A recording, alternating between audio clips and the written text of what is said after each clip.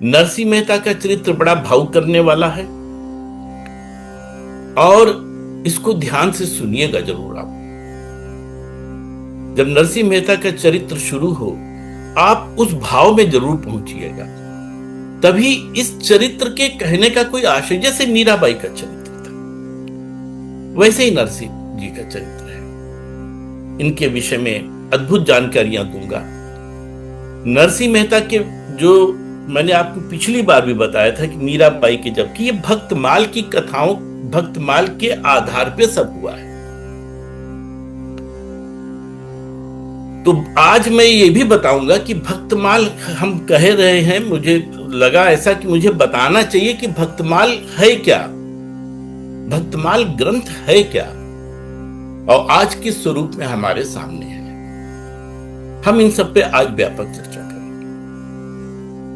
भक्तमाल के रचने वाले थे, भक्तमाल के जो रचयिता थे वो थे नाभा गोस्वामी जी, जिनका नाम नारायण दास था। नाभा गोस्वामी जी ब्रह्मा के अवतार थे, जिन्होंने भक्तमाल की रचना की है। आपको कृष्ण लीला के समय वो चीज पता है कि जब ब्रह्मा को भ्रम हुआ कि क्या कृष्ण यही साक्षात ब्रह्म है, तब उन्होंने जो लीला रची वो आप सबको पता है। सारे बछड़ों को, सारे ग्वाल बालों को, सबका हरण कर लिया था। उसके बाद जब उन्हें ज्ञान हुआ, बोध हुआ कि नहीं, तो साक्षात ब्रह्म है, तब उनको अपने भ्रम अहंकार का पश्चाताप हुआ और वो भगवान के पास गए। उन्होंने बहुत बड़ी स्तुति की है। भागवत में ब्रह्मा जी ने कई जगह भगवान कृष्ण की स्तुति की। ब्रह्मा जी ने स्तुति की और यह कहा कि भगवान हमको माफ करो, हम माफी चाहते, जो भी दंड देना हो मुझे दो, लेकिन ये मुझसे बहुत बड़ा अपराध हुआ है। तब भगवान कृष्ण ने उनसे कहा कि देखो, तुमने भक्तों का अपमान किया, जिसको मैं क्षमा नहीं कर सकता। भक्तों के भगवान का कोई मान अपमान है ही नहीं। आप भगवान को कुछ भी बकिए, भगवान का, अरे कंस नहीं बकता था। भगवान को मान अपमान का कोई वो नहीं है। भगवान अपने मान अपमान का नहीं, लेकिन अगर उनके भक्त, उनके संत और किसी ने अपने गुरु का अपमान किया तो वो क्षम्य नहीं, वह क्षम्य नहीं है। तो भगवान का अपना कोई मान अपमान नहीं है। वो तो ये त्रिगुणातीत हैं, त्रिगुणाधीश हैं, उन सब चीजों से परे हैं। भागवत के 10वें स्कंद के 29वें अध्याय के 15वें श्लोक में उन्होंने लिख भी रखा इस चीज को कि मान अपमान, क्रोध, भय, स्नेह, द्वेष, किसी भाव से नहीं बजाती है। आप किसी भी भाव से जुड़िए उनसे, उनका कोई मान अपमान नहीं। लेकिन भगवान कभी भी अपने भक्तों का, अपने संतों का अपमान नहीं क्षमा कर पाते। वो करे मेरी क्षमाशीलता से बाहर है। राजा अम्बरीश की कथा पता होगी, जब दुर्वासा जी ने राजा अम्बरीश का अपमान कर दिया था। उन्होंने सुदर्शन चक्र दुर्वासा के पीछे छोड़ा था। बाद में भगवान कृष्ण ने कहा कि मैं नहीं माफ कर सकता, जाओ अम्बरीश से ही माफी मांगो। तो भगवान कभी अपने भक्त, तो भगवान कृष्ण ने ब्रह्मा जी से कहा कि यह अपराध मैं नहीं क्षमा कर पाऊंगा, इसके लिए तुमको कलयुग में अवतार लेना पड़ेगा। और अवतार लेकर के भक्तों की कथाओं का प्रचार करना पड़ेगा, भक्तों की महिमाओं का वर्णन करना पड़ेगा। तब ब्रह्मा जी जो हैं वो आते हैं कलयुग में, जो नाभा गोस्वामी के नाम से प्रसिद्ध है। नाभा गोस्वामी जी का जन्म 8 अप्रैल 1530 ईस्वी बसंत पंचमी या विक्रम संवत 1587 को हुआ था। बसंत पंचमी का दिन था। तेलंगाना के खम्मम जिले में गोदावरी नदी के तट पर स्थित भद्राचलम ग्राम में इनका जन्म हुआ था। इनके पिता का नाम रामदास था, रामदस्सु कहलाते थे, एवं जानकी, श्रीमती जानकी देवी इनकी माता का नाम था। बचपन में 5 वर्ष की आयु में ही इनकी माता पिता का देहांत हो गया था और इन्होंने एक मंदिर में जाके भगवान की सेवा प्रारंभ करी थी। उसी समय संत अग्रदास जी जो इनके गुरु थे, वो अपने शिष्यों के साथ गांव आते हैं, वो तुरंत पहचान जाते हैं और उनको लेकर के एक गलता धाम था जयपुर, वहां चले जाते हैं। अब वहां पे वो दीक्षा देते हैं। अब चूंकि ये तो साक्षात ब्रह्मा के अवतार थे, तो ये अपने गुरु के हृदय में जो भी होता था वो पहले से बता देते थे। तो कहा गया कि उनके चित्त और नाभि का जो भी ज्ञान होता था उससे पहले ही वो बता देते थे। तो इस आधार पर इनका नाम वास्तव में तो नारायण दास था, पर गुरु ने उनकी इस विशेषता के कारण उनका नाम नाभा दास रखा, जो बाद में नाभा गोस्वामी के नाम से प्रसिद्ध हुए। मात्र 12 वर्ष की आयु में इन्होंने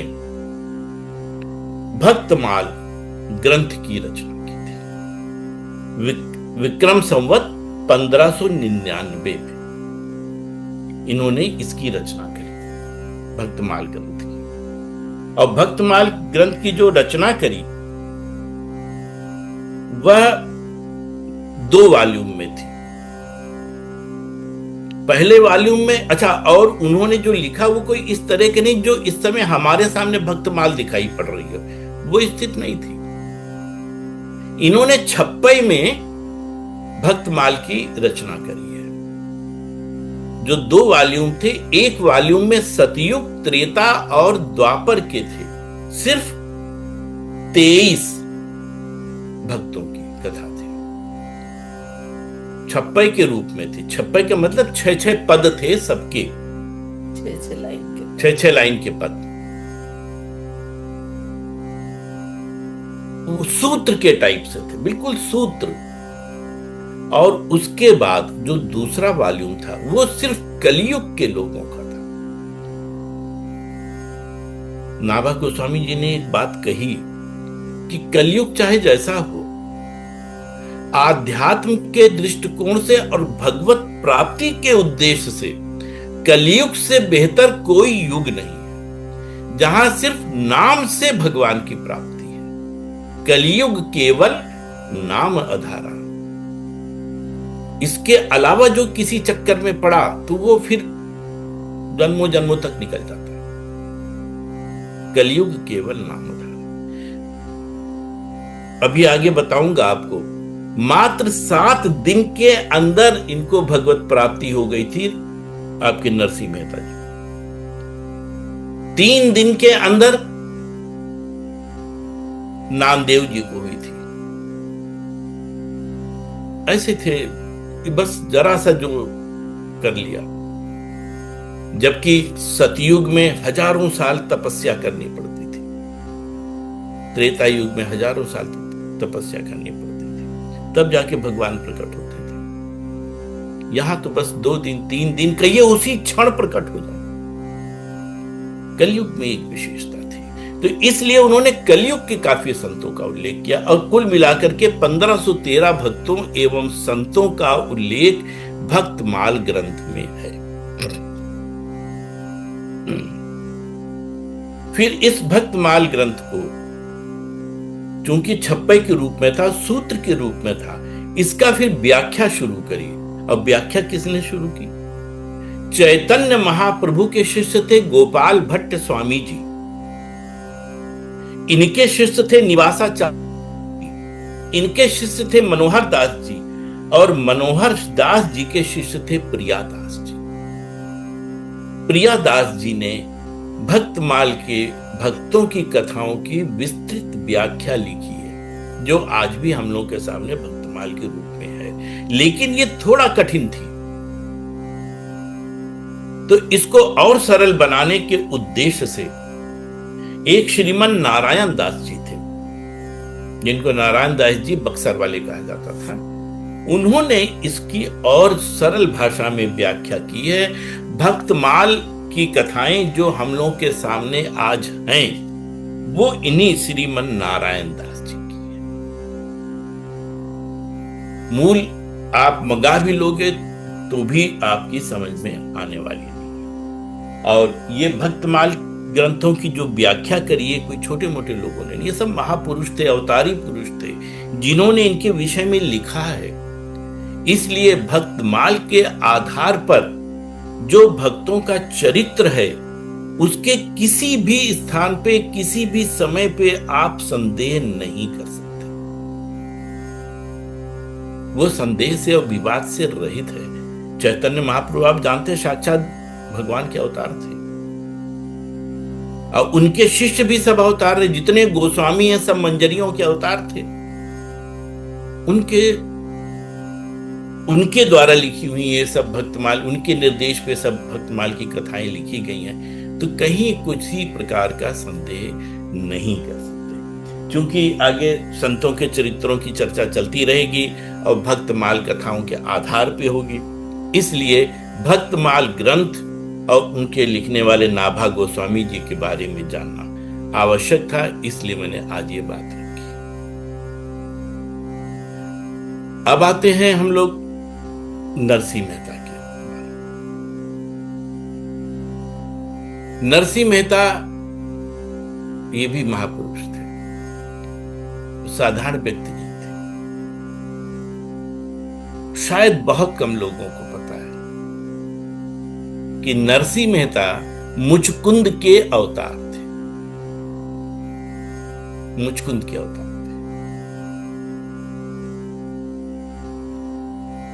मुचकुंद कौन थे आप लोगों को पता ही होगा। भगवान कृष्ण की लीला में काल यवन को भस्म करने के लिए भागवत के 10वें स्कंद के 51वें अध्याय में मुचकुंद की कथा है, और वहां पे इसका संकेत दिया हुआ है। वहां पे इसका संकेत दिया हुआ है। मुचकुंद जो थे वो इक्ष्वाकु वंश के जो महाराजा मानधाता थे, मानधाता उनके पुत्र थे, मानधाता के। और जब एक बार देवताओं में और असुरों में युद्ध हुआ, देवता असुरों से भयभीत हुए, तो उन्होंने प्रार्थना करी थी इनसे, मुचकुंद जी से। मुचकुंद तो बहुत प्रतापशाली, पराक्रमी और इनको विजय होने का वरदान था। उन्होंने प्रार्थना करी कि आप हमारे सेनापति बन जाइए तो हम असुरों से युद्ध अच्छी तरीके से कर सकते हैं। इन्होंने स्वीकार किया और इंद्राद के वहां पे जाने की, इंद्रलोक में जाकर के देवताओं के साथ मिलकर के उन्होंने लंबे समय तक असुरों का युद्ध किया। और ये तब तक करते रहे जब तक कार्तिकेय जी सेनापति नियुक्त नहीं हुए। बाद में जब कार्तिकेय जी आए हैं और देवताओं के सेनापति हुए हैं, उसके बाद मुचकुंद जी वहां से हटे। तब मुचकुंद ने कहा कि मुझे अब अपने राज्य में जाना है, मेरा पूरा राज्य, मेरा परिवार सब ऐसे ही होगा, मेरा इंतजार कर रहा होगा, तो मुझे वापस जाने दो।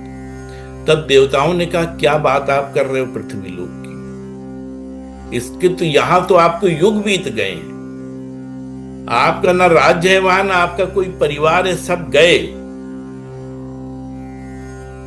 तो कहने के फिर तो इंद्र ने कहा कि जो आपको चाहिए, जो इच्छा हो आपकी, आपने हमारी इतनी सहायता की है, जो भी आप कहेंगे उसको हम वरदान आपको देने को तैयार हैं। तब उन्होंने कहा कि लड़ते लड़ते मैं बहुत थक गया हूं, मुझे एक चिर निद्रा चाहिए, योग निद्रा टाइप की, कि जिसमें मैं आसानी से अपनी सारी थकान मिटा सकूं। तब उन्होंने उनको वरदान दिया है और वो आते हैं, उस गुफा में सोते हैं, और ये वरदान मिला कि ठीक है, अगर किसी ने जगाया हो, आपने क्रोधवश देख लिया, तो वो भस्म हो जाएगी। तभी भगवान कृष्ण ने वो लीला करी थी और काल यवन भस्म हुए थे। जब काल यवन भस्म हो गया, उसके बाद भागवत में दिया हुआ है, जब ये कालिया ये मुचकुंद उठे और उन्होंने देखा कि ये क्या हुआ। तब भगवान कृष्ण ने उनको चतुर्भुज रूप में दर्शन दिया। उन्होंने मुचकुंद जी ने स्तुति करी और स्तुति करके मोक्ष मांगा कि हम बहुत परेशान हैं, मतलब ये है, तो हमको मुक्ति दो। तब भगवान कृष्ण ने कहा कि नहीं, तुमने किया क्या है? क्षत्रिय वंश का धर्म निभाते निभाते तुमने पता नहीं कितने पशुओं को मारा है, कितने निर्दोषों की हत्या हुई है, और उसके बाद भी फिर तुम निद्रा में चले गए। तुम्हारी कोई साधना उपासना तो हुई नहीं। तो ऐसे में ये अपराध का तुम्हें भोग भोगना पड़ेगा। मैं वो देखिए 10वें स्कंद के 51वें अध्याय का 62वें श्लोक की 63 श्लोक के 64वें श्लोक को पढ़ रहा हूं, इसको पढ़िएगा। भगवान कृष्ण इनसे कह रहे हैं, उन्होंने ये कहा है कि तुमने प्राणायाम किया, तुमने सांस पे नियंत्रण किया। ये 61वें में है कि जो लोग मेरे भक्त नहीं होते वे चाहे प्राणायाम करें, अपने प्राणों पे नियंत्रण करें, अपने मन को वश में करने का कितना भी प्रयत्न करें, उनकी वासनाएं क्षीण नहीं होती हैं और राजन उनका मन फिर से विषयों के लिए मचल पड़ता है, क्योंकि ये सब उन्होंने किया नहीं, भक्ति की नहीं थी मुचकुंद ने। उसके बाद उन्होंने कहा कि तुम अपने मन और सारे मनोभावों को मुझे समर्पित कर दो, मुझ में लगा दो और फिर स्वच्छंद रूप से पृथ्वी पर विचरण करो। मोक्ष नहीं दिया, कहा जाओ पृथ्वी पर स्वतंत्र रूप से विचरण करो। मुझ में तुम्हारी विषय वासना शून्य रहेगी और निर्मल भक्ति तुम्हारी सदा बनी रहेगी। भगवान ने निर्मल भक्ति का वरदान दिया। आगे कहा, तुमने क्षत्रिय धर्म का आचरण करते समय शिकार आदि के अवसरों पे बहुत से पशुओं का वध किया है। अब एकाग्र चित्त से मेरी उपासना करते हुए तपस्या के द्वारा उस पाप को धो डालो। राजन अगले जन्म में, अब यहां से देखिए नरसिंह मेहता का रहस्य छिपा हुआ है। मोक्ष नहीं दिया, उन्होंने कहा जाओ पहले भक्ति करो, और फिर कहा कि राजन अगले जन्म में तुम ब्राह्मण बनोगे और समस्त प्राणियों के सच्चे हितैषी परम सुहृद हो जाओगे। फिर मुझ विशुद्ध विज्ञान परमात्मा को तब जाके प्राप्त करो। यहां पर भगवान कृष्ण कहते हैं नरसिंह मेहता, मतलब मुचकुंद जी से, कि तुम जाओ पृथ्वी पे विचरण करो और ब्राह्मण परिवार में, ब्राह्मण कुल में तुम्हारा जन्म होगा। उसके पश्चात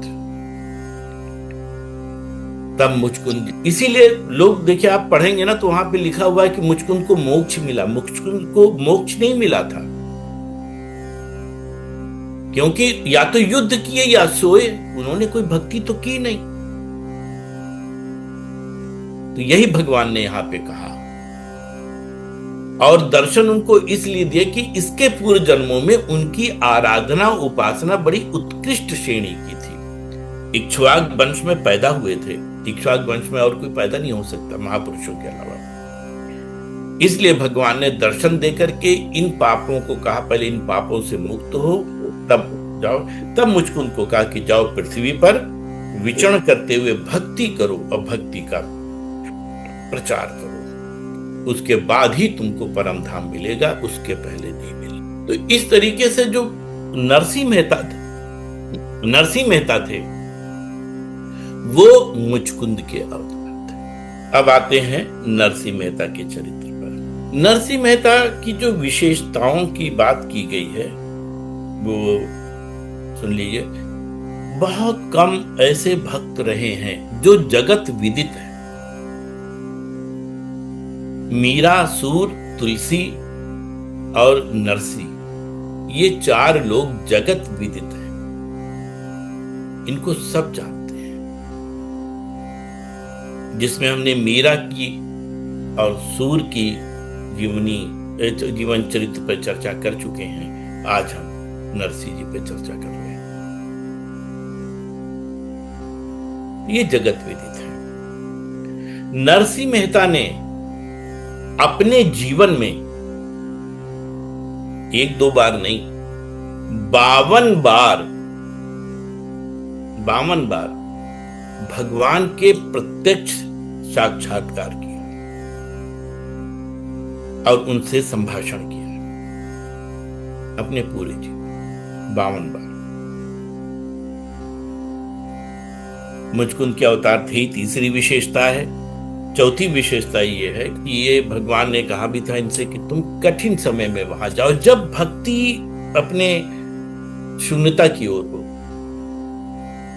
भक्ति का आस हो रहा हो, भक्ति में कमी हो रही हो, उस समय जाओ।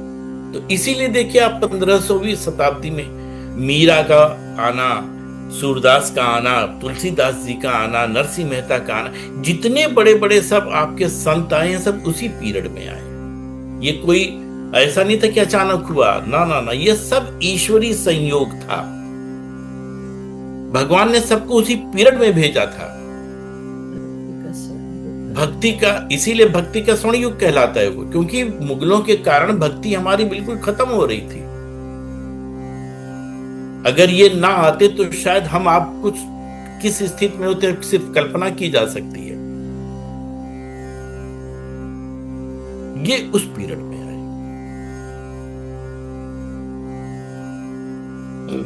इनका जन्म नरसिंह मेहता जी का जूनागढ़ गुजरात में जूनागढ़ में गिरनार पर्वत के पास के मध्य हुआ था। ये जगह जिंद दुर्ग नाम की, वहां पे इनका जन्म हुआ था। विक्रम संवत 1470, विक्रम संवत 1470 इसमें हुआ था। देखिए वहां पे अभी मैंने आपको भागवत पढ़ के सुनाई, उसमें उन्होंने कहा ब्राह्मण परिवार में पैदा होंगे। ये नागर विप्र वंश ब्राह्मण का परिवार था। नागर विप्र वंश में ये जन्म लेते हैं। इनके पिता का नाम श्री कृष्ण दामोदर दास था और उनकी माता का नाम श्रीमती लक्ष्मी गौरी था। इनकी उस समय दादी भी थी जिनका नाम जय कुंवरी था। उस समय उनकी आयु लगभग 85 वर्ष की थी, 85 वो भी थी दादी। अच्छा, इनका नाम जो था वो था नरसिंह राम मेहता। मेहता वहां पे मुखिया लोगों को कहते हैं, चूंकि थोड़ा सा प्रतिष्ठित थे, मुखिया लोगों में थे, इसलिए मेहता शब्द इनके लिए प्रयोग किया जाता था। ये नरसिंह राम मेहता नाम था इनका पूरा, नरसिंह राम मेहता। इनको भक्तराज की उपाधि दी गई है। नरसिंह मेहता भक्तराज थे, तो नाम तो इनका नरसिंह राम मेहता था, पर इनकी दादी जो जय कुंवरी थी, उम्र उनकी 85 ईयर थी, वे इनको प्यार से नरसिंह की जगह पे नरसी बुलाती थी। तो नरसी जब बुलाती थी तो इनका धीरे धीरे नाम नरसी पड़ गया और हम लोग इनको नरसी के रूप में जानते हैं। अब आइए आगे बढ़ते हैं इनके और आगे की। नरसिंह मेहता जो थे वो जन्म से गूंगे बहरे थे, जन्म से गूंगे बहरे थे। आपदा इन पे ये आई कि 5 वर्ष की आयु में ही, उस समय इनकी दादी की उम्र 90 वर्ष थी। 5 वर्ष की उम्र में ही इनके माता और पिता दोनों का देहांत हो गया। इनके बड़े भाई थे बंशीधर जी, जो 16 वर्ष बड़े थे इनसे। अब परिवार में सिर्फ 3 लोग थे, इनकी दादी थी, वंशीधर थे और नरसी जी थे। ये चूंकि गूंगे बहरे थे तो ये कुछ कर नहीं पाते थे, कुछ समझ नहीं पाते थे। दादी ने जो 90 वर्ष की थी, उन्होंने इनका पालन पोषण शुरू किया। नरसी जब रोते रोते अपने माता पिता के बारे में पूछते थे तो दादी भगवान शिव और पार्वती जी को इशारा करके कहती थी, यही तुम्हारे माता पिता। बच्चे थे, छोटे थे, इनकी समझ में कुछ नहीं आता था, लेकिन इनको ये वहीं से संस्कार इनकी दादी ने देना शुरू कर दिया। बड़े हुए, 90 वर्ष की दादी हो चुकी थी। उनको अब खुद को अब संभालना मुश्किल था, तो कैसे इनको पालें। लोगों ने समझाया कि बंशीधर की आयु अब तो 16 वर्ष से ज्यादा हो चुकी है, 20 वर्ष से ऊपर है, 21 वर्ष के हैं, इनका अब विवाह कर, तो बहू आएगी घर में तो वो पूरे घर को संभाल ले। दादी ने सोचा, हाँ बात सही है। इसी बीच वंशीधर जो थे वो उस समय, मतलब जो कहा जाए ऐसो, इस समय थानेदार की पोस्ट पे आ गए थे। अच्छे थे क्योंकि प्रतिष्ठित परिवार था और ये थानेदार की पोस्ट पे थे। अच्छा, इनकी शादी हुई। इनकी पत्नी का नाम था दुरति गौरी बंशीधर की, लेकिन वो बहुत ही उल्टा स्वभाव की थी, बहुत ही दुष्ट प्रकृति की थी। गूंगे बहरे नरसी उनको फूटी आंख नहीं सुहा रहे थे। सुबह से शाम तक सिर्फ ताने मारने के अलावा और कुछ नहीं। अब चूंकि वो तो सुन ही नहीं रहे, उनके काम रहती थी, तो दादी बहुत परेशान रहती थी। बहुत घर के काम उन्होंने कराना शुरू कर दिया। ये अवस्था थी उस समय नरसी की 6 वर्ष की। घर में नौकरों की कमी नहीं थी, लेकिन इसके बावजूद घर का अधिकांश काम कि ये नसुड्ढा है, दुष्ट, मतलब के अभागा है, जन्म से ही जो है गूंगा बहरा है, ये सारी बातें कह करके उससे काम कराती थी। दादी को नहीं बर्दाश्त होता था। दादी बहुत परेशान रहती थी। तो एक दिन दादी ने कहा कि ऐसे नहीं चलेगा, तो भगवान शिव का मंदिर था वहीं पे, आज भी है, हाटकेश्वर महादेव। उनकी दादी हाटकेश्वर महादेव जाती है और एक वर्ष घर आती थी, लेकिन दिन भर 1 वर्ष से ज्यादा समय उन्होंने शिव मंदिर की सेवा में लगाया। इनको लेकर के जाती थी। जाने का 2 उद्देश्य था कि एक तो दिन भर जो उल्हाने और ताने सुनने पड़ते थे वो नहीं अब सुन पा रही थी, वहां रहती थी, भगवत भजन में रहती थी, सत्संग में रहती थी। इसके अलावा भगवान शिव की उपासना करती थी, लेकिन रात में उसको लेकर के घर चली।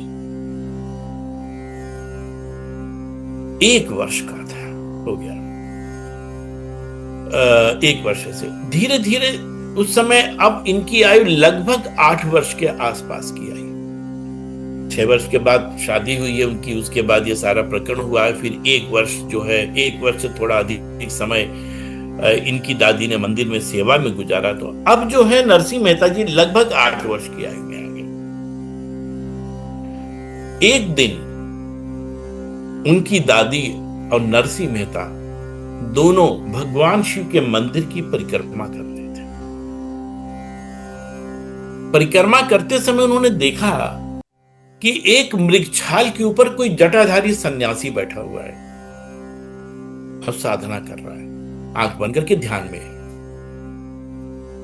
वो ये समझ नहीं पाई कि ये कौन है। वो पहुंची उनके पास, उनको दंडवत किया। अचानक देखा, पहले परिक्रमा कर रहे, देखा अचानक बैठे हुए। परिक्रमा करी, मतलब बैठे, उनको लेके गई नरसी जी को और अपना दुखड़ा उनके सामने रोया। उन्होंने नरसी को देखा, बुलाया। उन्होंने कहा बेटा, वो उनकी दादी से कहा कि तुम इसके बारे में क्या सोच रही हो, ये तो जगत प्रसिद्ध होने वाला है, इसकी चिंता नहीं करो। तो कह रही तो गूंगा बह रहा है, कहीं नहीं, यह बोलेगा, अभी से बोलेगा। और उन्होंने सामने बैठाल करके नरसिंह मेहता से कहा कि बेटा बोलो राधा कृष्ण। और जैसे ही उन्होंने कहा कि बेटा बोलो राधा कृष्ण, ये तुरंत राधा कृष्ण बोल पड़े। राधा कृष्ण बोले और उसके बाद और कुछ नहीं, बस राधा कृष्ण का कीर्तन शुरू कर दिया उन्होंने वहीं पर। जैसे कीर्तन शुरू किया, उनकी दादी एकदम से भाव विवल हुई। वो भगवान शिव के दंडवत होने लगे। जैसे उन्होंने सोचा कि इनके चरण पकड़ के हम प्रणाम करें, तब तक देखा अंतर ध्यान, और कोई नहीं थे, साक्षात भगवान शिव थे। दादी ने उनसे कहा कि बेटा तुमको नाम दान दे दिया है, अब भगवान शिव तुम्हारे गुरु हैं, उन्होंने जो नाम दान दिया है उसको मंत्र के रूप में अब इसका तुम उच्चारण प्रारंभ कर दो। तब से नरसिंह जी ने बस राधा राधा राधा कृष्ण का जाप प्रारंभ कर दिया। अब तो वो बोलने लगे, लेकिन अब खुशी खुशी घर आई। 8 वर्ष के तो थे ही, 2 वर्ष किसी तरह गुजरा, 2 वर्ष बीता। फिर अब दादी के दिमाग में, चूंकि उन्होंने कह दिया था कि तो जगत प्रसिद्ध होगा, मंदिर उनका जाना नियमित रूप से जारी था, लेकिन एक गूंगे बहरे बच्चे का भविष्य सोच के जो परेशान होती थी, वो भाव उनके हृदय से खत्म हो गया, वो तनाव खत्म हो गया। डेली जाना आना।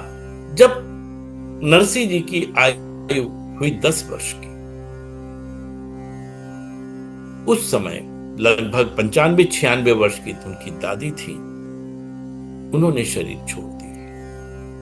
लेकिन इन 2 वर्षों में उनकी दादी ने यह समझ लिया कि ये कोई विलक्षण व्यक्ति है, ये विलक्षण बालक है, ये कोई साधारण बालक नहीं है। तो उन्होंने इनसे ये कहा था कि जब मेरा अंतिम समय हो, उस समय मेरे सिर को अपनी गोद में रख करके मुझको कीर्तन सुनाना। क्योंकि अब नरसिंह मेहता जी राधा कृष्ण के नाम जप के साथ साथ कीर्तन भी करने लगे थे,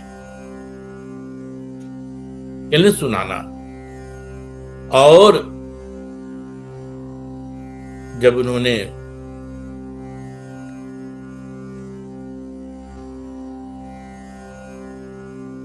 अंत समय आया तब, तो उन्होंने अपनी दादी का सिर गोद में रखा और कीर्तन सुना। उस समय पहली बार नरसिंह मेहता जी को एहसास हुआ कि कोई आया देवपुरुष और उनकी दादी को लेके गया। ये पहला वाक्य था, लेकिन अभी सिर्फ आप अनुभूति हुई है, दर्शन नहीं। अब नरसिंह मेहता जी अकेले रहे। इधर ये अकेले रहे, उधर जो उनकी मां, वो भाभी थी, बंशीधर की पत्नी, उनका अत्याचार बढ़ गया। यहां तक कि अब वो चूंकि थानेदार थे तो उनके घोड़े वगैरह भी घर पे रहते थे, घोड़ों की सेवा में उन्होंने नरसिंह को लगा दिया। नरसिंह अपना मस्त भजन करते रहते थे, घोड़ों की सेवा करते थे, दिन में जाते थे, घोड़ों के लिए घास खरीदते थे, घास छीलते थे, घास छील करके लाते थे। ये उनका रोज का नित्य क्रम था, चल रहा था धीरे धीरे। एक दिन क्या हुआ कि ये घास लेने गए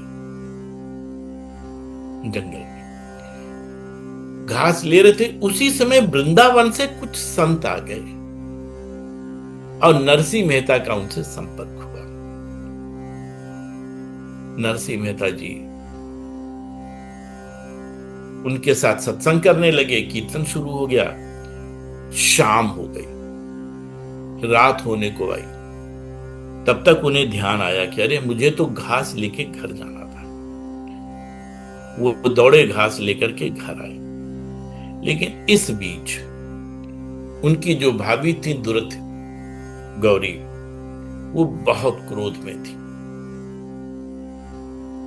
क्रोध में आते ही जैसे ही नरसिंह जी पहुंचे और उन्होंने घास का रखा और अपनी भाभी से कहा कि हमको पीने के लिए जल दे दो, तो दुरत गौरी ने दुत्कारा, बहुत उल्टा सीधा कहा। इसके साथ ये कह दिया कि तुम्हें संत और भगवान की सौगंध है कि यहां पर अब कभी पैर मत रखना। इतना सुनते ही वो रो पड़े। आयु उस समय उनकी करीब 10 से 11 वर्ष के बीच की थी। अब इनका उन्होंने जब सौगंध दिला दी तब तो इनको रुकना था ही नहीं। रात का वक्त था, कहां जाएं? चल पड़े। कोई लक्ष्य नहीं, कोई दिशा नहीं, जिधर घूमे उसी तरफ चलते चले गए। घनघोर जंगल था। उस जंगल के अंदर गए और ये सोच के गए कि मुझे अब प्राण त्यागने हैं, मुझे अपना। अभी तक उनको पूर्व जन्म का अभी कुछ एहसास नहीं है कि वो मुझकुंद के अवतार हैं या वो ये किस काम से यहां आए हैं। चले जा रहे हैं। जंगल में जब पहुंचते हैं तो वहां पर एक शिव मंदिर मिलता है और उस शिव मंदिर पे जाकर के ये गिर पड़ते हैं। दिन रात रोते हैं, ना खाना ना पीना, एक तरीके से पूरी तपस्या की साधना। रो रो के पुकारते रहे, रो रो के वो पुकारे, क्योंकि भगवान शिव को तो एक बार वो समझ चुके थे कि वे ही उनके गुरु इंद्रेश्वर महादेव।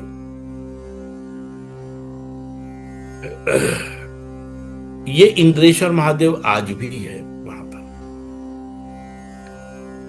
रो रो के पुकारते रहे, 7 दिन ये पुकारते रहे। बिल्कुल अब प्राण निकलने की स्थिति में थे, क्योंकि न अन्न का एक दाना शरीर में था, न जल का एक बूंद थी। बस उसी में लगे हुए थे, बस रो के पुकार रहे थे। 7 दिन हुए कि अचानक शिवलिंग बीच से फटता है और भगवान शिव पार्वती जी के साथ सामने प्रकट हो जाते हैं। ये पहला साक्षात्कार था भगवान से। बताते हैं कि इंद्रेश्वर महादेव जो हैं वहां आज भी है वो मंदिर और शिवलिंग बीच से फटा हुआ है, जबकि लगभग 500 वर्ष हो रहे हैं। शिव पार्वती आते हैं, उनको पहले खूब प्यार करते हैं, इनका सब कुछ करते हैं और फिर भगवान उनसे ये कहते हैं कि हाँ, मतलब जब वो सामने आते हैं तो इतना कहा उन्होंने भगवान शिव ने कि बताओ बेटा तुम्हें क्या चाहिए। तो उन्होंने कहा कि हमें कुछ नहीं चाहिए, जो तुमको सबसे प्रिय लगे वो हमको दे दो। अब भगवान शिव और पार्वती जी असमंजस में पड़ गए। इसने क्या मांग लिया? जो मुझको सबसे प्रिय लगे। अब भगवान शिव के सबसे प्रिय राधा कृष्ण। अब फंस गए। तो उन्होंने कहा अच्छा चलो देता हूं तुमको, और इतना कहना था कि नरसिंह जी बेहोश हो गए। नरसिंह बेहोश हो गए। मूर्छित होने के बाद वो देखते क्या है कि भगवान शिव उनको लेकर के दिव्य वृंदावन जा रहे हैं। वहां पे पहुंचते हैं, भगवान शिव, अब पार्वती जी साथ में नहीं है, भगवान शिव गोपी के रूप में है, नरसिंह भी गोपी के रूप में हो गए हैं। वहां दिव्य लीला में पहुंच रहे हैं। वहां पे नरसिंह को जो काम मिला है, हाथ में दीपक लेकर के प्रकाश दिखाने का काम मिला है, ये हाथ में लेकर के खड़े हुए। लीला प्रारंभ हो जाती है। इनको अपने शरीर का आभास नहीं होता है नरसिंह जी को, और दीपक के साथ साथ उनका हाथ जलने लगता है। उन्हें इसका एहसास ही नहीं है, हाथ जल रहा है। तब तक राधा जी ने देखा तो उन्होंने इनको फिर उस लीला में प्रवेश करा दिया। लीला में प्रवेश, कई दिन तक दिव्य लीला में रहे। जब कई दिन तक दिव्य लीला में रहे, तब राधा ने जब प्रवेश कराया, तब उन्होंने ये कहा कि तुम राधा कृष्ण के दर्शन करो। हाँ, लेकिन एक चीज और हुई। जब ये गोपी के रूप में आए, भगवान शिव इनको लेकर के चले हैं, कहने कि तुमने तो ऐसी चीज मांगी है कि जो इन नेत्रों से देखी नहीं जा सकती। तब भगवान शिव नरसिंह मेहता को दिव्य नेत्र देते हैं वहीं पर। नहीं तो उसके अलावा तुम देख, जैसे दिव्य नेत्र दिया वैसे वो वृंदावन की दिव्य लीला देखने लगे। फिर वहां पहुंचते हैं। राधा जी ने युगल रूप में उनको दर्शन दिया, राधा के रूप में दर्शन दिया, दिव्य लीला में प्रवेश कराया। कई दिनों तक रहे और दर्शन करते रहे वहां के। फिर एक दिन भगवान कृष्ण नरसिंह से कहते हैं कि अब तुम जूनागढ़ वापस जाओ।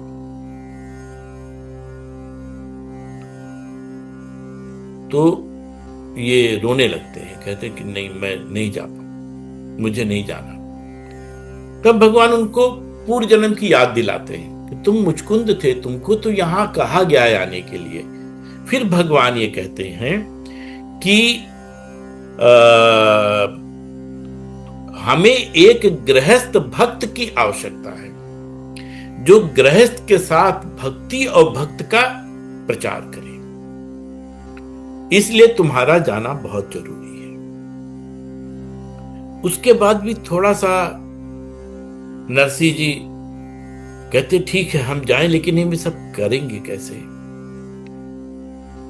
तब भगवान खुद कह रहे हैं कि जब ये वाला समय जब तुम जा रहे हो यहां पर, तो ये थोड़ा प्रतिकूल समय है, भक्ति के लिए प्रतिकूल समय है। तो इसलिए इस भक्ति को थोड़ा सा तुम्हें बढ़ाना है, इसकी वृद्धि करनी है, भक्ति की महिमा बढ़ानी है।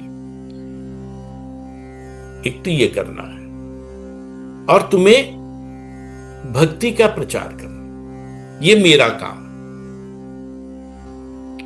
तब भगवान उनसे कहते हैं कि तुम जाओ, परेशान नहीं हो, तुम मेरा काम करो, और समय समय पर अगर आवश्यकता पड़ी तो मैं तुम्हारा काम करता रहूं। भगवान ने यह वचन दिया, और हर संकट पे मैं आऊंगा। तब भी उनको वो न लगा। जब फिर भी थोड़ा सा असमंजस की स्थिति में नरसिंह मेहता खड़े रहे, तब भगवान ने उनसे कहा कि जाओ, तुम्हें केदारा राग सिद्ध होता है, तुम्हें केदारा राग सिद्ध होगा। और जब भी तुम केदारा राग गाओगे, जब तुम्हें लगे कि मेरी आवश्यकता है, जब भी तुम केदारा राग गाओगे, मैं तुम्हारे सामने प्रकट हो जाऊं। केदारा राग जानते हैं कौन सा है? आप लोगों ने उस भजन को बहुत सुना है। फिल्म का एक भजन है बैजू बावरा का, शायद, दर्शन दो घनश्याम आंख हाँ आज मोरी अखियां प्यासी रहे। ये भजन है ना, दर्शन दो घनश्याम आज मेरी अखियां प्यासी रे, मंदिर मंदिर मूरत तेरी, फिर भी न दिखे सूरत तेरी, युग बीते पर आई नहीं मिलन की पूरन मासी रे, दर्शन दो घनश्याम नाथ मेरी अखियां प्यासी रे। ये जो राग है ये केदारा राग है। उसी आधार पे इस केदारा राग पर ये फिल्म बनी, ये भजन बना। अभी हम वहां पे नहीं हैं, एक समय ऐसा आता है, लास्ट का है ये, जब एक ऐसा संकट आता है तब केदारा राग में ये बिंदु विवादित है। ये मैं कंफर्म नहीं हूं इसलिए मैं नहीं कहता कि जो ये वाला भजन है ये बैजू बावरा ने उस समय गाया था कि नहीं गाया था। कुछ लोगों का कहना है कि उस समय बैजू बावरा ने ये भजन गाया था, वो मैं घटना बताऊंगा आगे। अब कुछ लोगों का कहना है कि नहीं, उस समय नहीं गाया था। अब जो भी सच्चाई हो हमें नहीं पता इसके बारे में, ये हम कंफर्म नहीं कर पाए। तो कहते हैं कि दर्शन दो घनश्याम। तो जब इतना आश्वासन मिल गया कि ठीक है केदारा राग हमको सिद्ध हो गया, अब हम जब भी गाएंगे, जब भी बुलाना होगा तो भगवान सामने आ जाएंगे, इसी आधार पे 52 बार पूरे जीवन में उन्होंने भगवान के दर्शन किए, साक्षात्कार किया, संभाषण किया उनके साथ। तो जब नरसी वापस जाने को तैयार हुए तब भगवान कृष्ण ने अपना पीतांबर और मोर पंख, राधा जी ने अपनी चुनरी और माला, और ललता सखी ने अपना करताल एवं त्राणपूरा इनको दिया।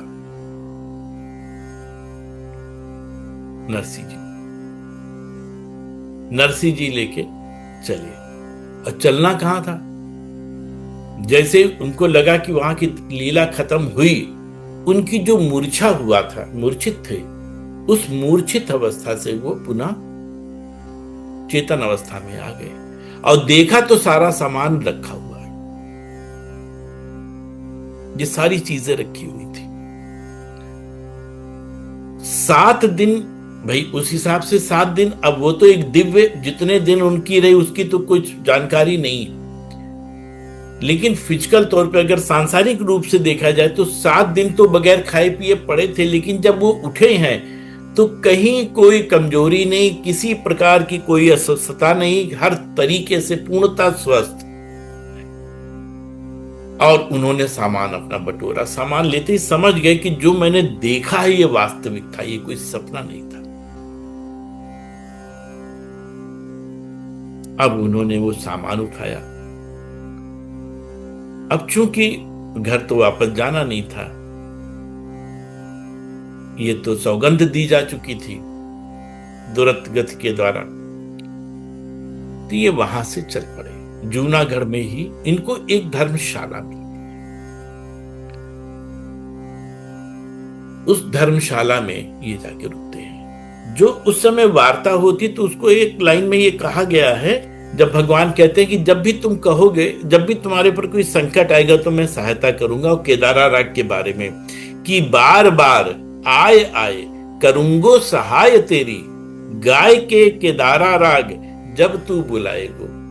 ये एक इनके उसमें लिख के आता है, ये भगवान कृष्ण ने कहा था मुझे। तो इस तरीके से ये पहुंचते हैं।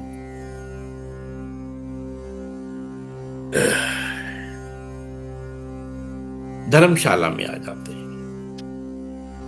धर्मशाला में यार वली डायरी उठाओ, हमारा इसमें नहीं है, भूल जाएंगे बीच बीच के। पैड उठाओ, पैड, हाँ ये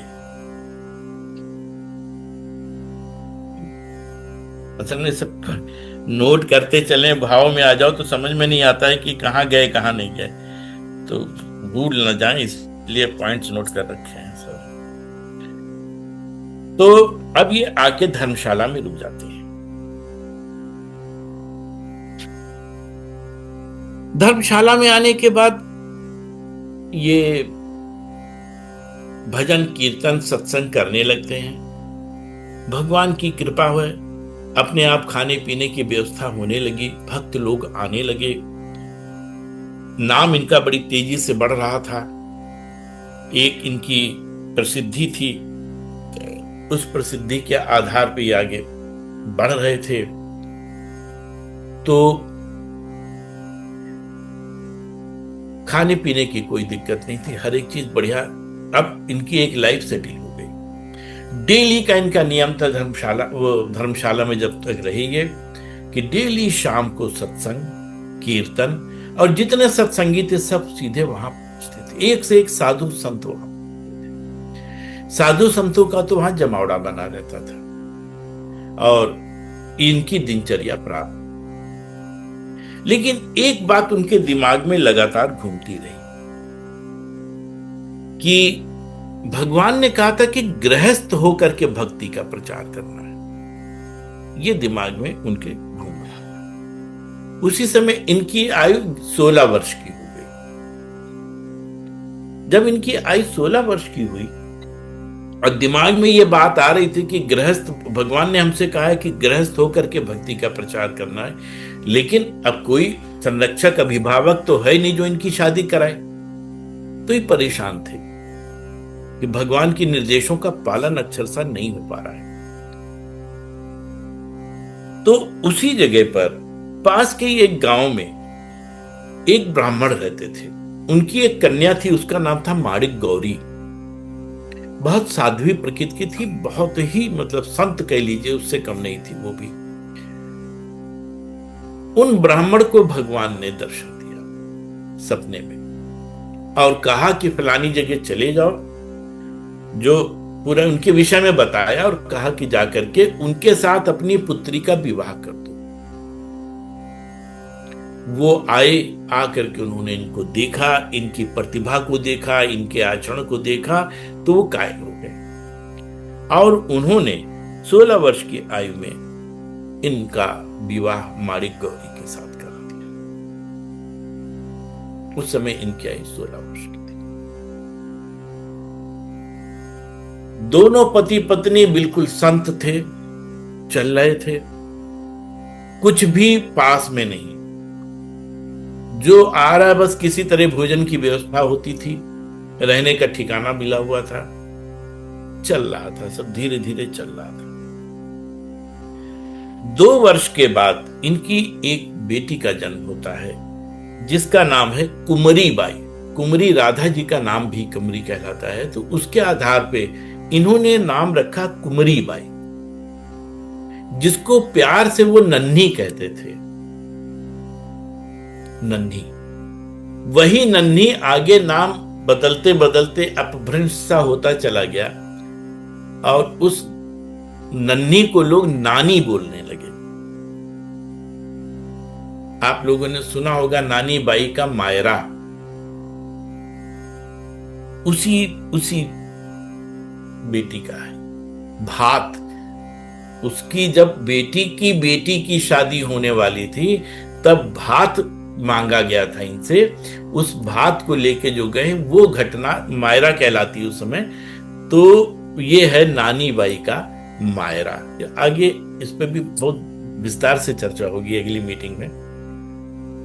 तो ये नन्ही कर कहते थे उसको, उसका नाम था धीरे धीरे नानी उसका होने लगा। उसके 2 वर्ष बाद एक इनके पुत्र हुआ, उसका नाम था सांवलदास। और उसके 2 वर्ष बाद एक उनकी पुत्री हुई जिसका नाम उन्होंने रखा रत्नाबाई। अब पूर्णतः गृहस्थ आश्रम हो गया, लेकिन भाव भक्ति का है, चल रहे हैं, भाव भक्ति में आगे बढ़ रहे हैं धीरे धीरे। आर्थिक अभाव जबरदस्त, पैसा बिल्कुल नहीं, लेकिन गृहस्थी चल रही है, भगवान चला रहे हैं उनकी गृहस्थी। पता नहीं कहां से क्या आ जाता है, कहां से क्या आ जाता है, सब चलता रहा चलता रहा चलता रहा, धीरे धीरे आगे बढ़ते रहिए। अब बच्चे भी बड़े होने लगे, तब भगवान ने कहा कि इसकी स्थिति तो खराब है, और ये बिल्कुल ना सोचे नहीं, बस भक्ति और ये कीर्तन और भजन और सत्संग के अलावा इसके दिमाग में कुछ है ही नहीं।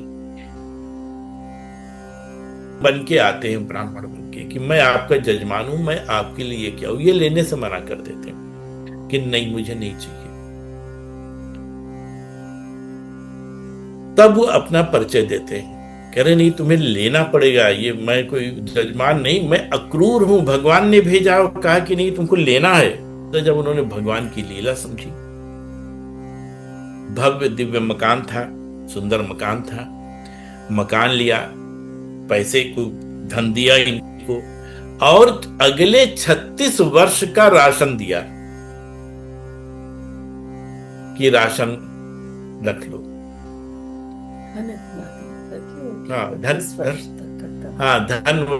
धन इतना दिया कि 36 वर्ष तक चलता रहेगा,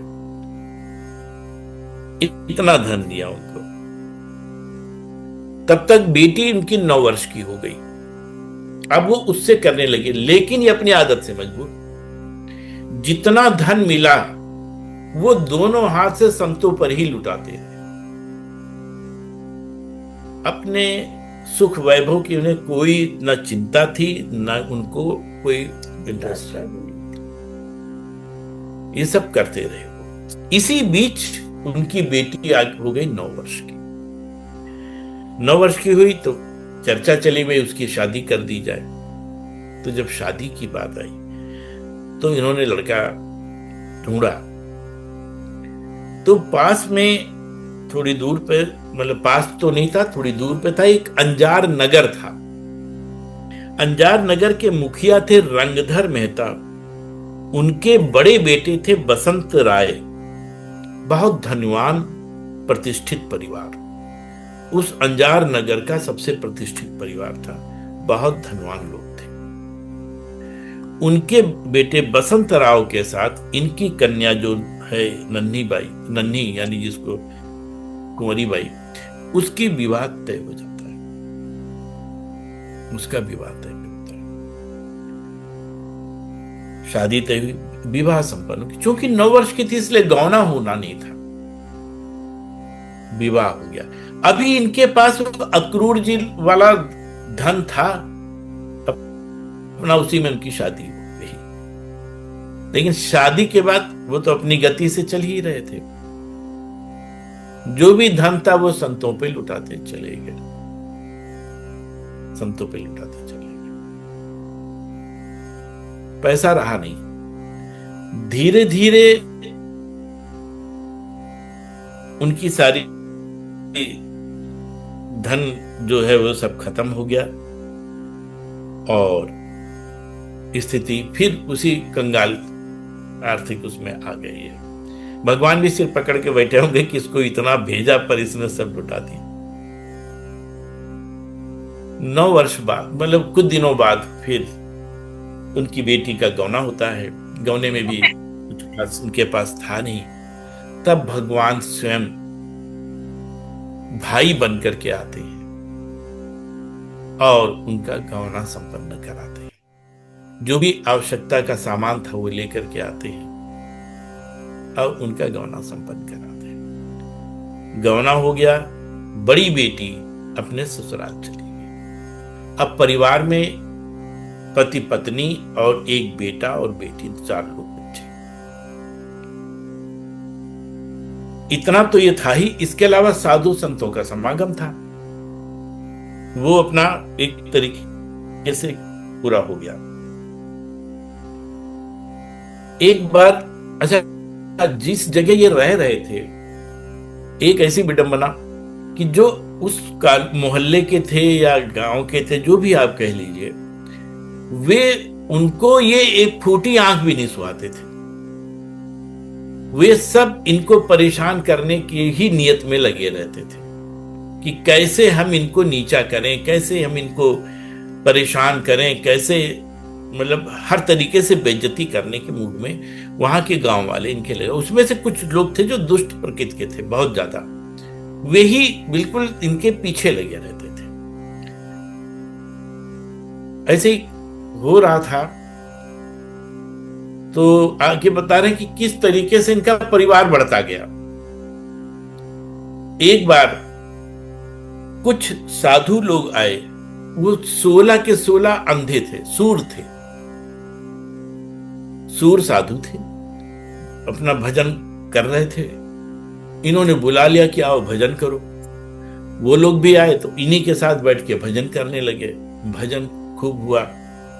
तो भी जब भजन हो गया तब उसके बाद नरसिंह जी ने पूछा उनसे कि आप कहाँ के हैं, कैसे घूम रहे हैं, क्या करते हैं। तो उन्होंने कहा कि हम क्या बस भजन गा करके उसका प्रतिफल में हमें भिक्षा लेते हैं। तो कहने ये तो अच्छी बात नहीं है कि आप लोग भिक्षा मांगते हैं। जब आप भजन कर रहे हैं तो उस पर विश्वास करिए। तो उन्होंने कहा फिर हम खाएंगे और कमाएंगे क्या, मतलब कुछ कैसे करेंगे, हमारी तो भी जीवन नहीं चल सकता। उन्होंने कहा ये कैसे सोच रहे हो, भजन अगर करो तो उस भाव से करो। पूरा समझाया दर्शन शास्त्र। तो अब वो बोले क्या करना चाहिए। कहीं कुछ नहीं करना चाहिए, आप लोग अब हमारे यहां रहिए। तो 4 लोग तो थे ही, 16 और आ गए। अब 16 सूर संत इनके यहां टिक गए। अब वो हमेशा के लिए टिक गए। अब जो भी भोजन बने, जो भी व्यवस्था करे, अब वो 20 लोगों की होने लगी। ये इनके साथ चल रहा था। इसके बाद एक बार और आते हैं 5, वो भी आ जाते हैं। वो कुछ दिन बाद चले जाते। तो इस तरीके से जो साधु संत आते थे वो इन्हीं क्या टिक ही जाते थे एक तरीके से। तो इनका बहुत परिवार बढ़ते ही जाता था, बढ़ते ही जाता था। लेकिन जो भी मिले संतों पे लुटाते चलो, इसके अलावा उन्हें कुछ भी होश नहीं रहता था, अपना करते रहते थे। अब ये इनका जीवन चल रहा था आसानी से, जैसे भी तैसे चल रहा था। आर्थिक अभाव दूसरे लोग महसूस कर रहे थे, उनको कभी महसूस नहीं हुआ।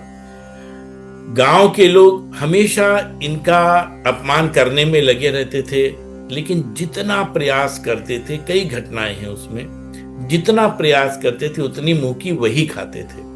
इनका बाल बांका नहीं हुआ और हर उनके षड्यंत्र में इनका सम्मान और बढ़कर के ऊपर आता था। आगे की 1-2 घटना हम आपको बताएंगे।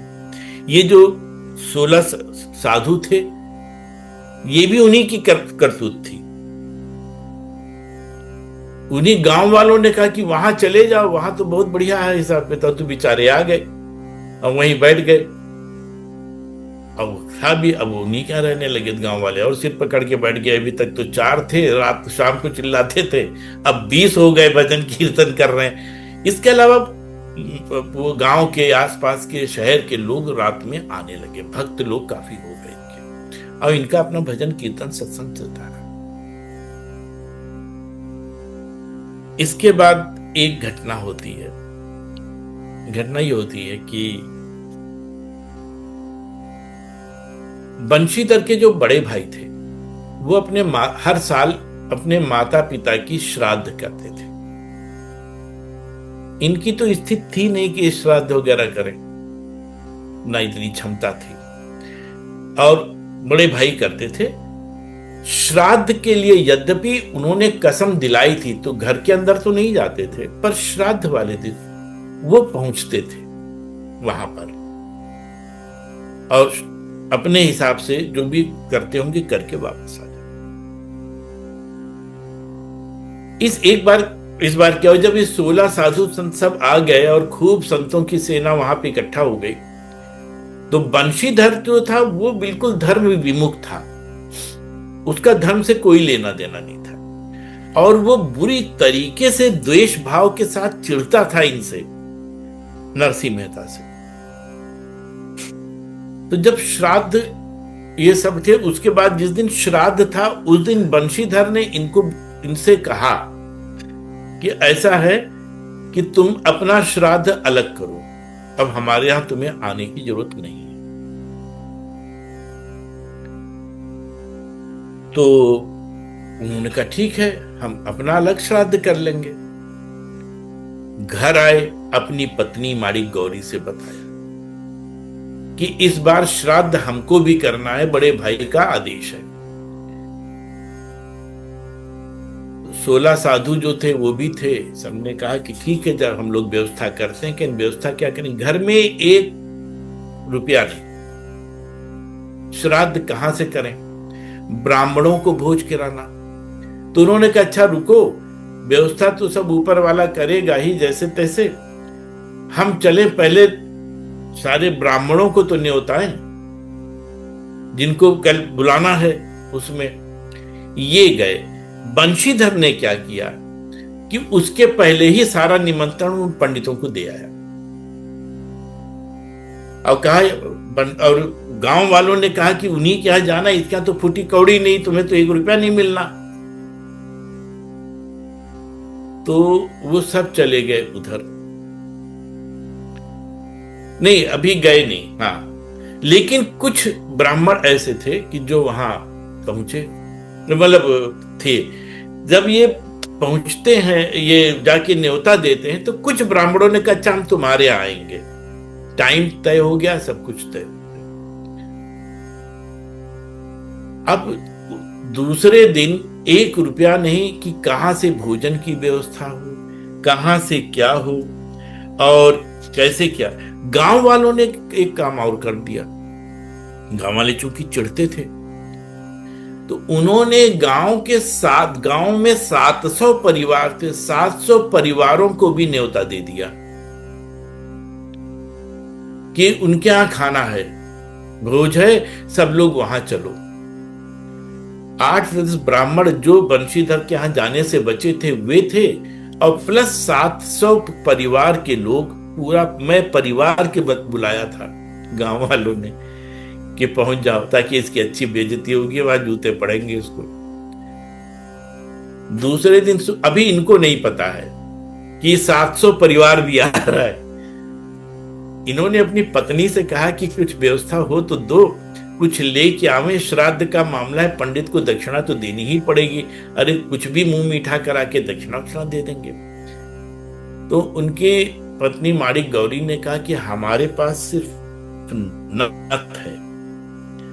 नथ है और एक कंगन है, तो कंगन और नथ मैं दे रही हूं, जाकर के इसको गिरवी रख दो और जो भी पैसा मिले उसी में व्यवस्था करो, अब देखते हैं इसको। ये चले गए वहां, क्या कहते हैं, नथ और वो लेकर के गिरवी के लिए। तो उसने कहा अच्छा थोड़ी देर में आना। उसने रख लिया, कहला कि जितने पैसे जरूरत थे ले लो। पैसे लेके चले आए। उसके बाद उनकी पत्नी ने कहा कि सब कुछ तो थोड़ा बहुत सामान आ गया, घी बिल्कुल नहीं, तो बगैर घी के खाना कैसे बनेगा, तो जाओ घी ले आओ। अब देखिए भगवान की लीला। अब नरसिंह जी घी लेने चले गए। घी की दुकान पे पहुंचे, पैसा थोड़ा लेके गए थे, घी ज्यादा लेना था। तो सेठ ने देखा कि इनके पास तो पैसा है ही नहीं और थोड़ा सा पैसा लाए, उतने में तो घी मिलना भी नहीं है। उसने कहा कि ऐसा है कि हम घी तुम्हें देंगे पर एक भजन सुना दो। तो उन्होंने कहा अच्छा इसमें कौन सी बात है। अब ये भजन सुनाने लगे। भजन एक के बाद दूसरा हो गया, तीसरा हो गया। इन्हें ध्यान ही नहीं कि घर में ये काम होना है, श्राद्ध वाला। अब धीरे धीरे वहां ब्राह्मण पहुंच गए, ब्राह्मण के साथ साथ 700 परिवार पहुंच गए। भीड़ पूरी लगी और सब ब्राह्मण और लोग घर में घुस के देखे तो कहीं खाने का आता पता नहीं, कुछ नहीं, और तो और नरसिंह जी का पता नहीं। लोग कहें कि अब क्या होगा भाई। अब ब्राह्मण बड़े नाराज, गांव वाले बड़े नाराज कि ऐसे कैसे होगा।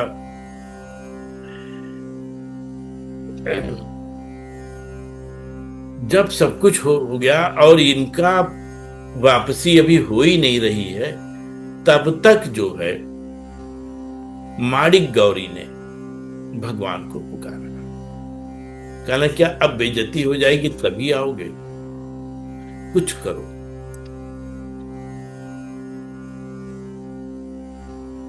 बस उसके बाद भगवान वहां पे पहुंचते और नरसी के रूप में पहुंचते। नरसी के रूप में पहुंच रहे हैं। नरसी को वहां भजन कीर्तन में उलझाए हुए हैं। सर कुछ कहना चाह रहे हैं अग्रवाल सर?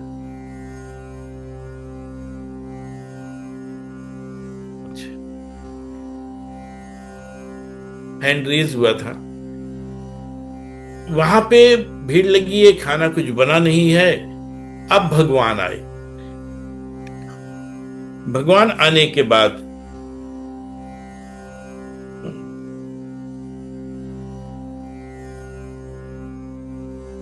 एक मिनट, ब्राह्मणों ने यह तय कर लिया कि अब हमको वो नहीं करना है, इनके यहां श्राद्ध नहीं करनी है, और ब्राह्मण अलग बैठ गए। तब तक भगवान नरसी का रूप रख करके आए। एक खेत के अंदर एक साधारण सा किसान बैठा हुआ था, और लेकिन था ब्राह्मण वो। भगवान उसके पास पहुंचते हैं और कहते हैं कि चलो तुमको एक जगह श्राद्ध कराना है। तो उसने कहा मुझे क्या पता कैसा श्राद्ध होता है। उसने कहा नहीं चलो मेरे साथ। तो कहने मुझे कुछ नहीं पता।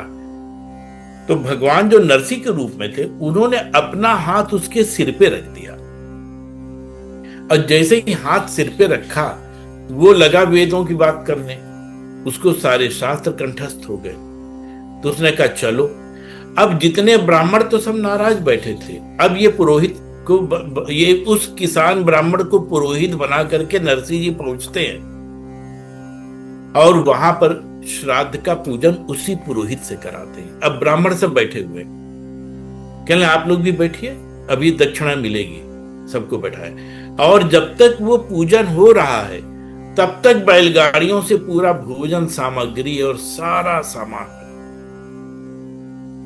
जबरदस्त। इसके अलावा खूब, मतलब अब सब देख रहे हैं कि गांव वाले भी देख रहे हैं कि अरे तो बैलगाड़ियों में भोजन बन बन के आ रहा है, इसके मतलब यहां भोजन नहीं बनना था, इसीलिए बाहर से बन के आ रहा है। भोजन आया। अब सब ब्राह्मण बैठ गए, गांव वाले बैठ गए। जो ब्राह्मण पहले शाप देने के मूड में थे वो भी चुपचाप बैठ गए शांत होकर के, और वो एकमात्र पुरोहित वो पूरा श्राद्ध का कार्य करा रहा है। जब श्राद्ध पूरा हो गया तो भगवान खुद सबको भोजन कराए, और भोजन कराने के बाद स्वर्ण मुद्राएं उसको, मतलब कई स्वर्ण मुद्राएं एक एक ब्राह्मण को दक्षिणा में दी। ब्राह्मण वो प्रसन्न, कुछ पूछिए नहीं। इसके अलावा शायद, मुझे ध्यान नहीं है, जिन थाली में उनको भोजन कराया गया वे सोने या चांदी की थालियां थी,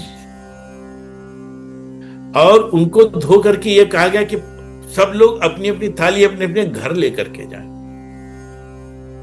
ये यहां नहीं रहेगा। हमारे यहां रिवाज है कि जो जिस भोजन में हम खिलाते हैं वो लेके जाएं जिस पात्र में। इसी बीच ये खबर पहुंच गई बंशीधर के यहां कि वहां तो ये हो रहा है, स्वर्ण मुद्राएं दी जा रही हैं दक्षिणा में। तो जो पंडित वहां पे बैठे हुए तो वहां से भागे, और भाग के उनके यहां जाके बैठ गए।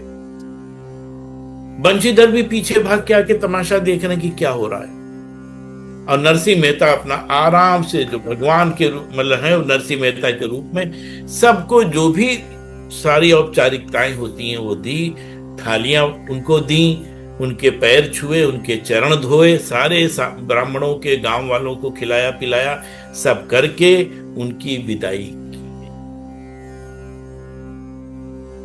जब सब कुछ हो गया उसके बाद भगवान वो क्या कहते हैं, नरसिंह मेहता आए हड़बड़ाए हुए, घबराए हुए। अब भगवान मतलब सब करके भगवान भी चले गए। जैसे ही वो गए वैसे नरसिंह मेहता आ गए। तो माड़ी गौरी कहने लगी कि भाई कहाँ से सारी इतनी व्यवस्था करके आए? कि व्यवस्था, हम तो घबरा रहे थे, हम घी लाने में देर हो गई हमको, वहां उन्होंने कह दिया कि वो करो, क्या कहते हैं, भजन सुना दो, तो हम भजन सुनाने लगे। कहीं क्या बात कर रहे हो, यहां तो इतना बड़ा आयोजन हो गया। जब सारी घटना माड़ी गौरी ने बताई, तब नरसिंह मेहता और माड़ी गौरी भाव विवल होकर वहीं मूर्छित गए, गिर पड़े। और थोड़ी देर बाद जो नथ और कंगन जहां गिरवी रखे गए थे, उनका आदमी नथ और कंगन वापस करने आया कि ये वापस ले लीजिए, आपका पेमेंट फलाने जजमान ने कर दिया है। वहां जजमान के रूप में पहुंचते हैं भगवान,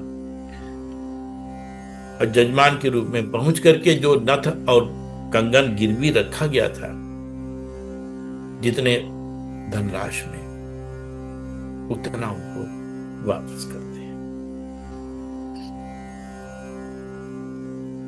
इस तरीके से ये उनका श्राद्ध संपन्न होता है। गांव वाले अलग परेशान।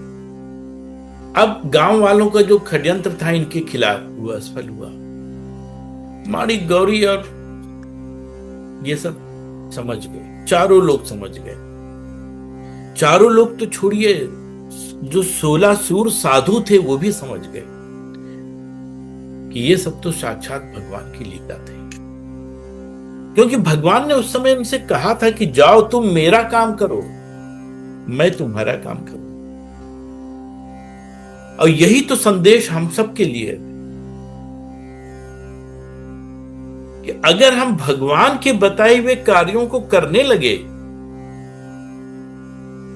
भगवान की भक्ति का प्रचार करें, भगवान के ज्ञान के विषय में लोगों को बताएं, तो ये एक्चुअली भगवान, आपके हृदय में भक्ति का भाव जागृत करने का काम तो भगवान का है। यदि किसी गुरु और संत के माध्यम से ये कार्य हो रहा, तो हो तो भगवान का रहा है ना। तो भगवान कहते हैं जब तुम मेरा काम कर रहे हो तो फिर मैं तुम्हारा काम करूंगा। और वही नरसिंह मेहता के साथ होता है। नरसिंह मेहता के जीवन में हम देखिए, अभी आज तो थोड़ा सा ही आधा रहेगा, आधा अगले उसमें जाएगा। उन्होंने कोई चीज मांगी नहीं, किसी दूसरे ने मांगी। और देख रहे हैं आप, श्राद्ध का कार्य हो रहा है। ना तो नरसिंह मेहता ने हाथ जोड़ के भगवान से प्रार्थना करी, और ना ही माड़ी गौरी ने कही कि आकर के ये कार्य करो। बस इतना ही तो कहा कि भगवान, क्या आज इज्जत नहीं बचेगी? क्या हम शापित हो जाएंगे ब्राह्मणों से? और भगवान पाना।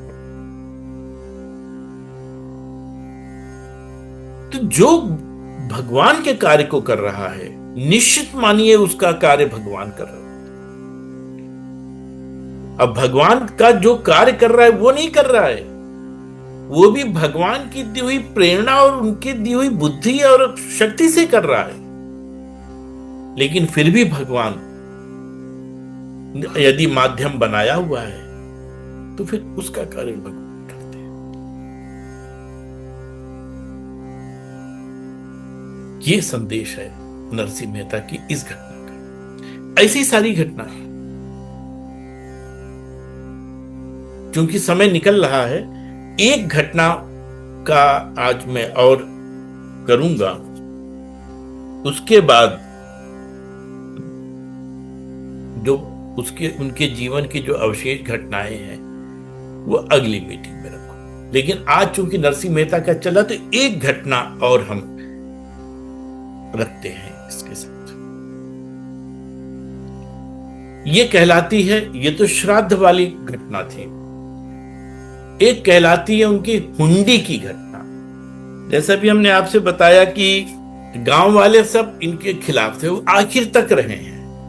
गांव वाले हमेशा इनके विरुद्ध षड्यंत्र रचते रहे नरसिंह मेहता के खिलाफ कि कैसे नरसिंह मेहता को, बल्कि लास्ट में तो ये स्थिति तक आ गई थी कि किसी तरह नरसिंह मेहता को सजा हो जाए, पनिशमेंट हो जाए, फांसी की सजा मिल जाए। यहां तक कि द्वेष भावना वहां के गांव वालों की थी, और सिर्फ एक कारण कि वो लगातार प्रसिद्ध हो रहे थे।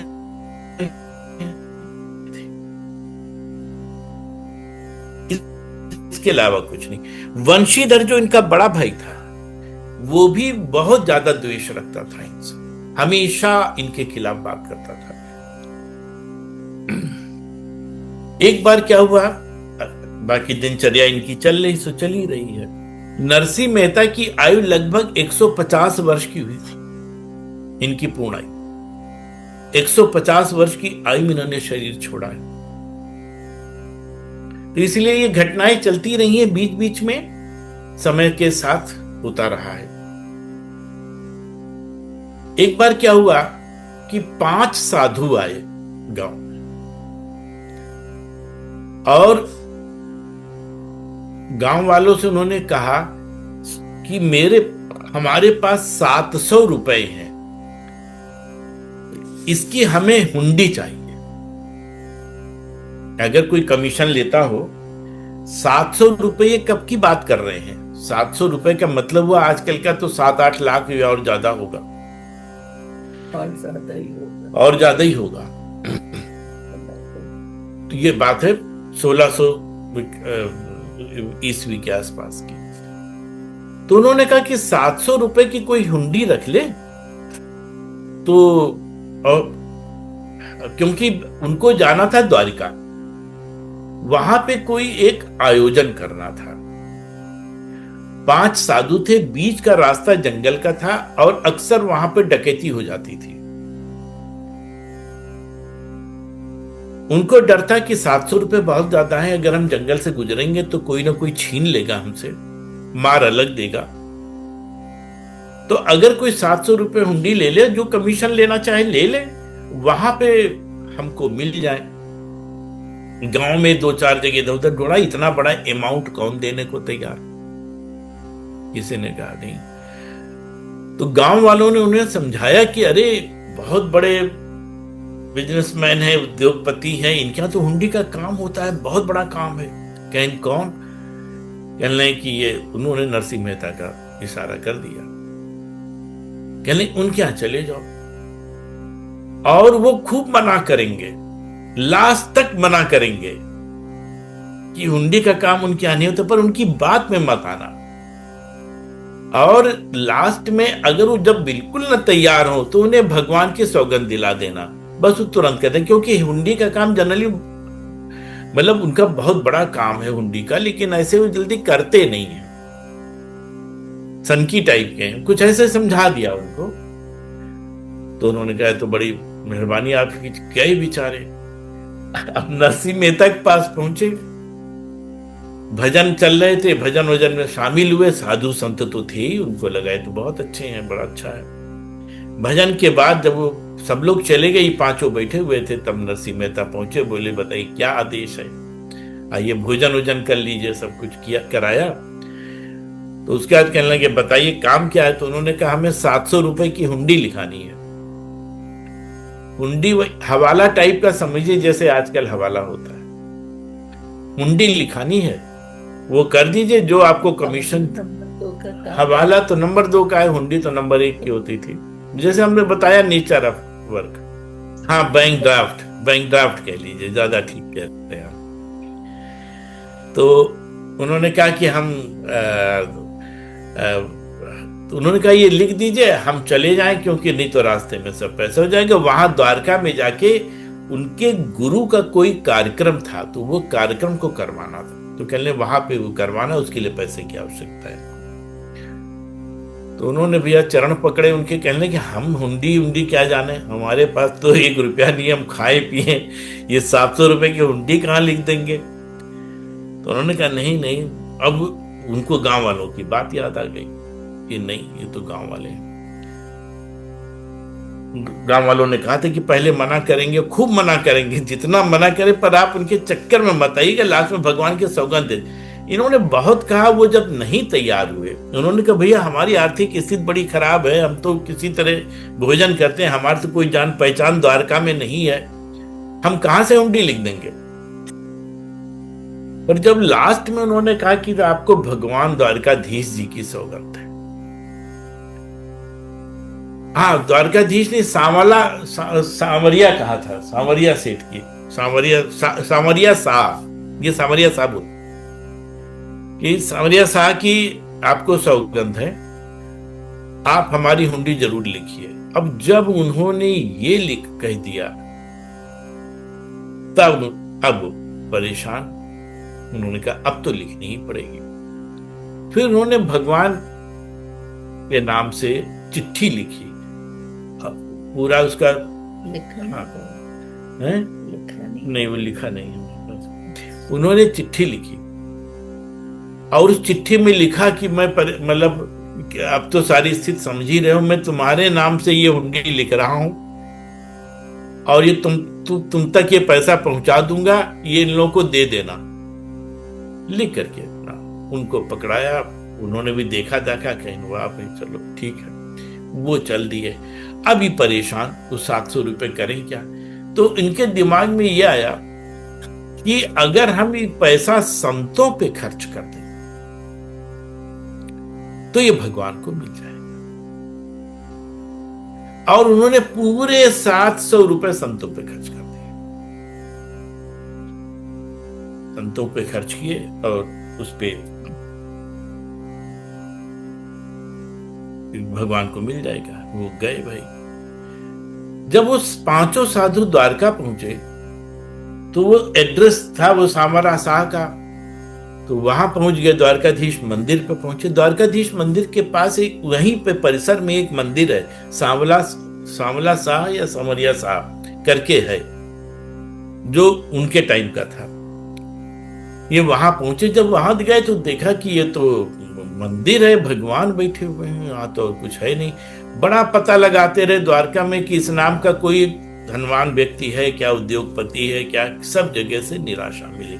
अब ये समझ गए कि हमको बेवकूफ बना दिया गया और ये पैसा हमसे वहीं छीन लिया गया, जो भी उन्होंने अपना निष्कर्ष निकाला। और परेशान होके 5 साधु जाके भगवान के सामने लेट गए। इधर ये परेशान कि भगवान क्या होगा। अब भगवान तो सब देख ही रहे थे। एक दिन गुजर गया, अब वो लोग बहुत ज्यादा परेशान और सब उसमें था, उस द्वारकाधीश जी की भी स्तुति करें सबकी, भगवान कैसे क्या होगा, अब कल से ही काम होना है और ये पैसा बिल्कुल है नहीं, सब सारी बातें। इधर इनको भी डेट पता थी, तिथि पता थी कि किस तिथि से कार्य होना है, और इन्हें तो ये पता ही था कि वहां इस नाम का तो कोई है नहीं। ये भी भगवान से इन्होंने प्रार्थना की कि भगवान उनका कल्याण करना। बस तार जुड़ गए। ये रात में लेटे हुए थे, भगवान जो है एक शाह का रूप बना करके आए, बढ़िया पगड़ी पूरा घेरदार पहन करके, जो सेठों का वो होता है, हाँ मुनीम का, एक बिल्कुल धनवान मुनीम का पूरा भेष। एक कलम भी उनके उस पे कान पे लगी, एक बही पकड़े चले आए और यहां से कह रहे हैं कि ये बताओ जूनागढ़ से हुंडी लेके कौन आया है। अब जैसे उनकी जान में जान आई, 5 के बेचारे उठ खड़े हुए, बोले कि हाँ हम लोग आए हैं। कहें तो ठीक है, आए हैं तो अपना पैसा अपना ले लो। उन्होंने कहा आप कौन हैं? कहने लगे हम मुनीम हैं सेठ के। कहें कौन सेठ? कहें नरसी सेठ के। तो कहें आप मुनीम हैं? कहें हाँ मुनीम हैं, हम यहाँ पे काम करते हैं। तो कहना अच्छा चलिए वहीं पे, कहना वही जगह चलो। वो एक जगह लेकर के गए और जिस जगह गए वो देख के साधुओं की हालत खराब हो गई। लाइन से लोग बैठे हुए थे, मुनीम पता नहीं कितनी संख्या में बैठे हुए थे, सब काम कर रहे हैं।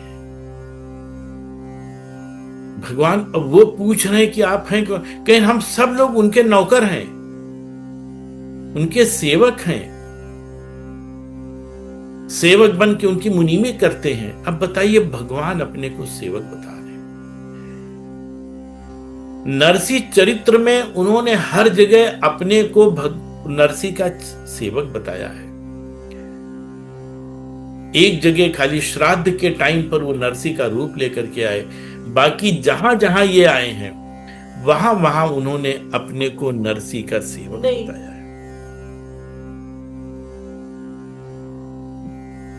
एक बात और कह दूं आप लोगों से कि चूंकि मोबाइल डेटा लोगों का डाउन हो रहा है, ये कथा अगली मीटिंग में रहेगी, तो आप लोगों से हमारे ये अनुरोध रहेगा कि जो लोग सुन रहे हैं तो वे जरूर आएंगे अगली मीटिंग में, ताकि उनको पूरी कथा सुनने को मिल जाए। बहुत सारे बैठे हुए सब, और इतना भव्य वो कार्यालय था कि जिसकी कोई सीमा नहीं थी। ये स्थिति थी। अब वो देख के चकित कि बताओ, इतने बड़े धनवान, इतने बड़े सेठ, और उनकी ये स्थिति है कि वो वहां पे किस तरीके से रहते हैं, इतने सरल हैं, इतने, जबकि उनका कह लें कि पूछा कि लोगों ने कितने का बिजनेस है, कहने करोड़ों रुपए का बिजनेस होता है एक एक के पास। भगवान ने जो भी बताया मतलब उनके सोच से परे था। बहरहाल उनको 700 रुपए वापस किए। तो जब वो 700 रुपए वापस किए तो जब चलने लगे तो भगवान ने कहा कि रुको, मेरा एक पत्र उनको दे देना, नरसी को दे देना। और उन्होंने उस पर लिखा कि मैं तुम्हारा सेवक सांवरा सा, और इस तरीके से लिख के कहा कि ये हम वापस, मतलब हमने इनको पैसा वापस कर दिया। कहने जाइएगा तो रास्ते में पड़ेगा, उनको देते हुए जाइएगा चिट्ठी। वो पांचों साधु अपना सारा कार्यक्रम कर करके वापस आते हैं। आने के बाद फिर उनके कहते, इतना बड़ा धनवान सेठ है, उससे मिलो चल के। गांव वालों ने देखा चले आ रहे हैं तो बड़े खुश कि वहां से पिटे होंगे सब, लेकिन आते ही उन्होंने उनके चरण पकड़े। कहन भाई, आपने बहुत अच्छा घर बताया, इतना सारी घटना बताई, तो गांव वाले हद पर अब कहने की क्या यार, ये भी षड्यंत्र फेल हो गया।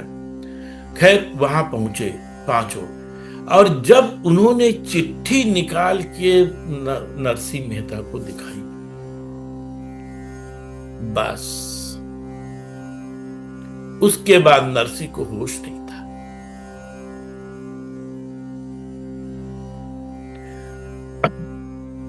होश किस लिए नहीं था? भगवान ने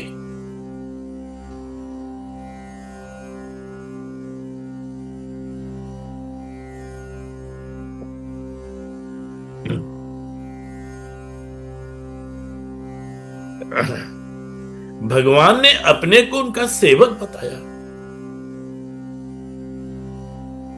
मूर्छित होकर गिर पड़े नरसी।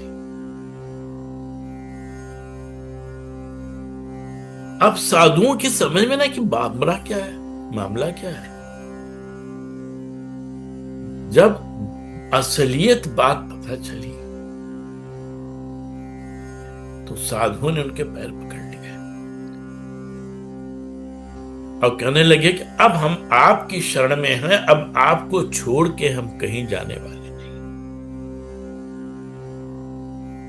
उसके बाद से वो पांचों साधु भी नरसी मेहता के साथ रहने लगे। तो इस तरीके से ये हुंडी वाली घटना पूरी होती है। इसके बाद क्योंकि 6 बज गया, इसलिए मैं आज आगे की जो कथाएं हैं उसमें बीच में छोड़ना उचित नहीं होगा, इसलिए मैंने यहीं पर इसको ब्रेक किया है।